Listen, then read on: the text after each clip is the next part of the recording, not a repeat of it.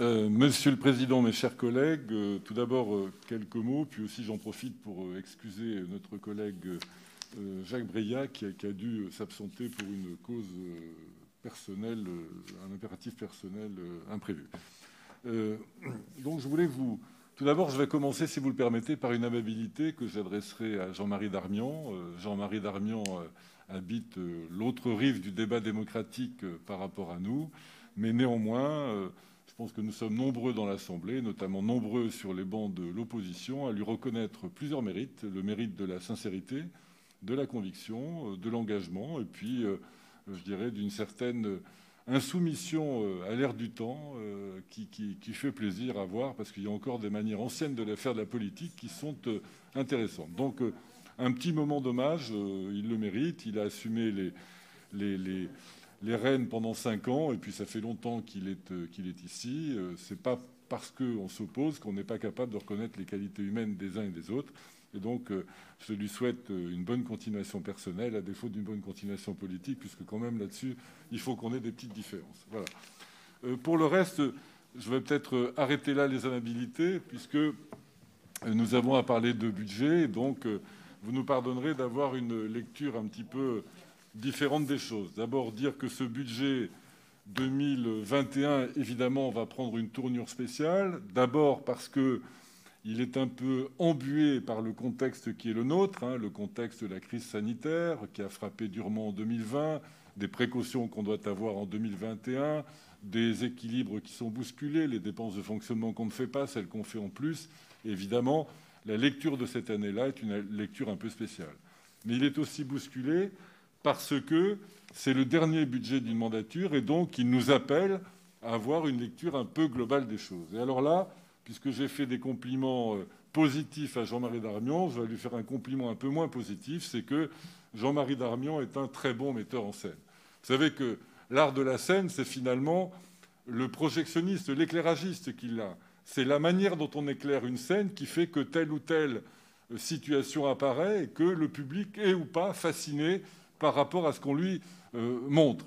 Et donc Jean-Marie Darmian nous éclaire un tout petit bout de la scène, le petit bout terminal. Et donc il nous montre les investissements, etc., des choses positives. Et il oublie le péché originel qui est le vôtre quand même, c'est d'avoir été vraiment des matraqueurs fiscaux de première importance en début de mandat. Puisque en 2015, on se souvient tous de l'augmentation qui a été la vôtre, d'autres que moi l'ont rappelé, plus 3,5% d'augmentation dès 2015 pour engranger beaucoup. Et puis en 2016, c'est-à-dire l'année qui suit, plus 9%, toujours ça avec le large dos à l'époque de la crise, etc. D'ailleurs, heureusement qu'il n'y avait pas d'autres explications, parce que peut-être qu'on aurait pu continuer. Mais enfin, ce péché originel, c'est quand même un péché originel qui, rapporté à l'ensemble du mandat, vous a amené à bénéficier de 200 millions d'euros supplémentaires. 200 millions d'euros supplémentaires, j'arrondis un peu, mais 200 millions d'euros, près de 200 millions d'euros supplémentaires, c'est quand même pas rien.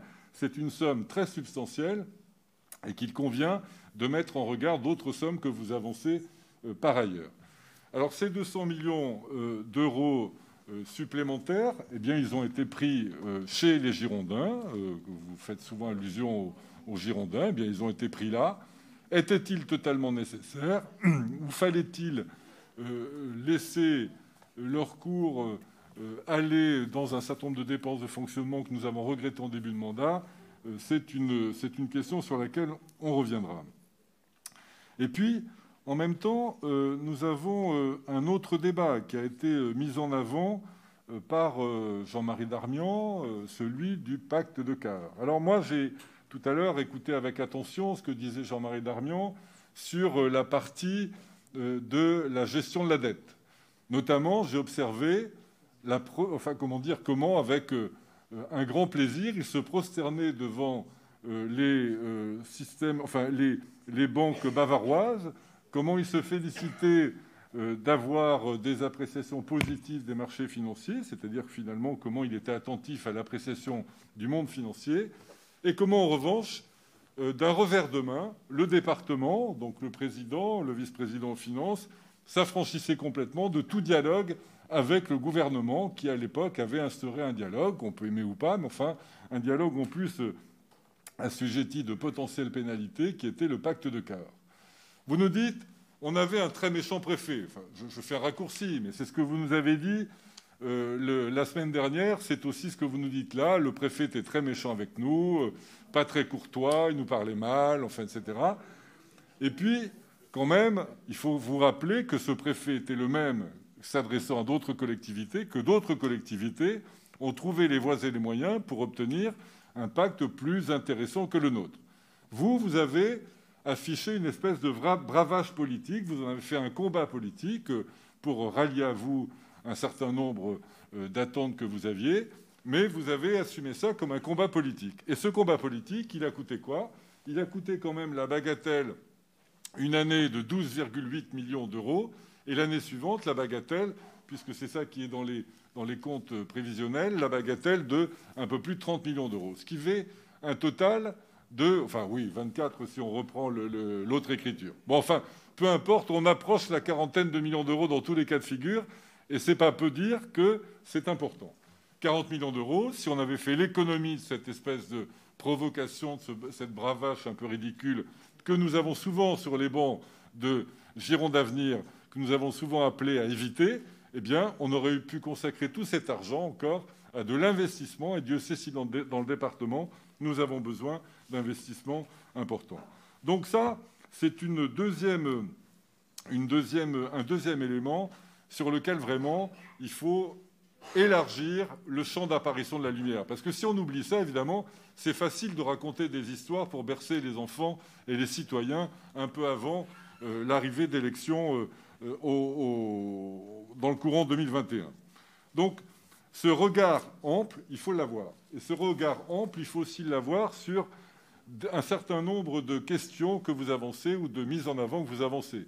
Vous nous dites, c'est très très mal avec l'action terrible de l'État. Vous êtes quand même obligé de reconnaître qu'en matière d'action terrible, un certain président Hollande a été, vis-à-vis des collectivités locales, le pire des pires. On n'a pas connu pire depuis longtemps en matière de sanctions, de coups de hache sur la DGF. Le président Hollande, il faut le rappeler, socialiste, quelquefois vous l'avez oublié, il a été terrible sur les finances publiques. Collectivités, départements, municipalités, etc. Pour éviter de l'être avec les finances de l'État. Et donc, vous nous dites, c'est très mal, l'État nous considère très mal, mais si on regarde quand même les produits de la fiscalité, on se rend compte que les produits de la fiscalité aujourd'hui, avec tous les aléas que vous avez pu dénoncer, certains avec d'ailleurs justesse, eh bien, sont quand même supérieurs à ce qu'ils étaient en 2015. Assez nettement, de l'ordre de, je crois, je dis peut-être un chiffre pas tout à fait exact, mais l'ordre de grandeur, ça doit être presque 17% supérieur. C'est pas rien. Quand vous mettez en avant le milliard, le plus du milliard qui sera celui du montant de l'investissement sur le mandat, c'est bien. On peut toujours se féliciter qu'il y ait de l'investissement. Il faut aussi le rapprocher de chiffres comme par exemple les DMTO. La DMTO sur l'ensemble du mandat, je crois qu'on est à 1,1 milliard ou à peu près. C'est-à-dire que c'est quand même pas négligeable et on voit bien qu'il y a une dynamique encore des recettes qui est maintenue. Dynamique d'ailleurs qui est maintenue en grande partie grâce à la métropole et à ce qui se passe sur la métropole que vous accablez souvent sous pas mal de mots, mais enfin qu'il faut revenir. Alors, cette présentation, on ne va pas s'éterniser tout le temps, il faut laisser la place au débat, mais enfin cette présentation pour rappeler un peu une espèce de cohérence de matraqueurs fiscaux au début de mandat, puis après vous installer dans une plus grande vertu, mais il faut être conscient de tout ça pour raconter l'histoire aux Girondins et aux électeurs girondins. Ils doivent avoir la totalité de l'histoire en tête. Et puis en plus, ne pas oublier votre attitude délétère vis-à-vis du pacte de Cahors. Alors pour autant, est-ce que tout ce qui a été fait pendant 5 ans, 6 ans, alors je vois qu'on essaie de me mettre des musiques plus harmonieuses, hein, j'ai bien compris le message, mais vous me pardonnerez, on va continuer un peu sur la lancée. Est-ce que pour autant, tout ce qui a été fait pendant 5 ou 6 ans est nul? Non. Vous n'aurez pas chez Gironde Avenir des gens qui vous diront que tout est nul. On n'est pas dans cette caricature. On est dans une forme d'opposition, vous l'avez vu, plutôt constructive. Mais il ne faut pas quand même nous demander de dire que tout ce que vous avez fait, comme vous le faites à longueur de congratulations réciproques, est exceptionnel. Tout n'est pas exceptionnel. Évidemment, le SDIS n'a pas été mal géré. Il n'y a pas de collèges qui ont fermé, les professeurs ont eu des salles de cours en état échauffé, bien entendu. Vous avez fait le minimum et personne n'ira vous dire que vous avez été pathétique. Pas du tout. Mais pour autant, est-ce que vous avez fait l'optimum? Est-ce que vous avez modifié des données fondamentales des Girondins, des Girondines, comme vous dites avec gourmandise? Eh bien, non. Eh bien, oui, enfin, ça c'est un point de vue. La langue française a été respectueuse de beaucoup de choses. Voilà. Si, mais tout le monde. On peut quand même s'interroger sur un certain nombre de choses qui auraient pu sans doute être faites un peu mieux. Et nous le pensons. Nous pensons que vous êtes loin de l'optimum et que vous êtes même dans une forme d'autosatisfaction qui ne vous incite pas autant qu'il le faudrait à remettre en cause des principes d'action fondamentale. Les questions qui se posent, c'est des questions bêtes, qui se posent à tout le monde. Mais sur certains domaines, vous êtes allant et sur d'autres, vous l'êtes moins. Est-ce que, par exemple, dans ce mandat, les sommes qu'on demande aux hébergés de nos EHPAD de payer ont-elles reculé ou se sont même-elles simplement stabilisées? Pas du tout. Aujourd'hui, quand on est dans un EHPAD, quel que soit les niveaux de revenus qu'on a, il faut payer au moins 2 000 euros. Je parle d'EHPAD public, bien sûr. Au moins 2 000 euros par mois. Ce sont des sommes considérables. Est-ce que là-dessus, je prends ce marqueur, mais on aurait pu en prendre beaucoup d'autres, votre action a été déterminante? Est-ce que cette revendication que vous avez d'être parfois un modèle, vous l'avez assumée, vous avez voulu aller de l'avant? Non, vous avez suivi benoîtement le cours de l'eau, qui n'est pas un cours toujours favorable. Je prends cet exemple-là pour dire là qu'on aurait aimé vous voir avoir des initiatives que vous avez eues dans d'autres domaines. En revanche, quand il s'agit de parler du revenu universel, là, vous avez été à l'avant-garde pour propager cette idée sur laquelle on peut s'interroger. Mais là, vous l'avez fait. Sur d'autres domaines très concrets qui concernent la vie des Girondins, vous ne l'avez pas fait. Bon, je me contenterai de prendre cet exemple, mais pour mettre en lumière que votre ambition, dont vous nous parlez régulièrement, avec force, éléments d'illustration, eh bien, cette ambition-là, nous trouvons qu'elle n'est pas assez présente et qu'elle n'est pas à la hauteur des défis de vie que les habitants du département de la Gironde doivent affronter. La vie est dure. Nous le savons tous, nous le constatons tous. Elle l'est encore plus par ces temps de Covid. Et donc, nous aurions aimé que vous fassiez preuve d'un peu d'initiative. Alors, je ne vais pas être plus long. D'autres, peut-être que moi, compléteront. Mais en tout état de cause, vous aurez compris, Monsieur le Président, vous aurez compris, Monsieur le Vice-président, que nous voterons contre ce budget. Non pas qu'il n'y ait pas d'ailleurs des éléments de prudence qui ne soient pas positifs dans ce que vous nous dites sur 2021. C'est vrai qu'il y a des choses que vous faites, on vous concède un certain nombre de prudences que nous apprécions. Mais pour autant, sur l'ensemble du mandat, eh bien, vous avez été exactement où nous pensions que vous seriez, c'est-à-dire en dessous de la ligne de flottaison.